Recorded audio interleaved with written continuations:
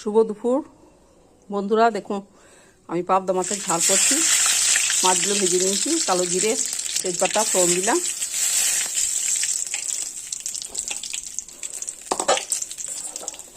পেঁয়াজ দিয়ে দিলাম,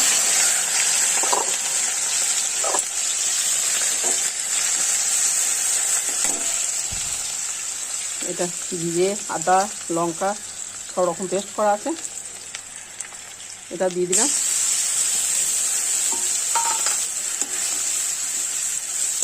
পাবদা মাছগুলো ভেজে নিয়েছি, এগুলো জিরে আদা বাটা পেঁয়াজ বাটা দিয়ে ঝাল হবে। আর ইলিশ মাছ দিয়ে আলু দিয়ে কচু দিয়ে পেঁয়াজি দিয়ে দিয়েছি, ওর মধ্যে দিয়ে ঝাল হয়েছে।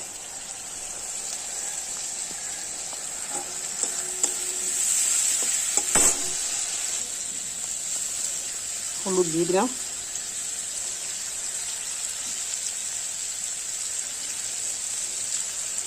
নুন দিলাম,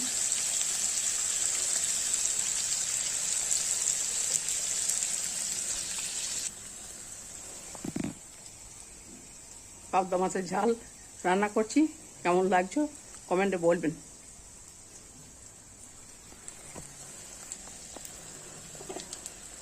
ওগুলো ভাজা ভাজা হয়ে গেছে, জল দিয়ে দিলাম।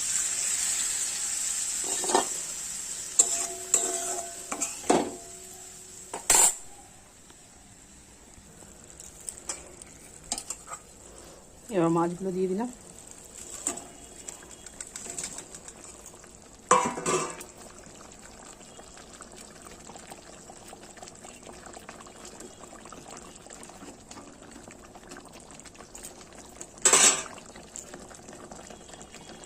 হয়ে গেছে, এবার নামিয়ে দেবো।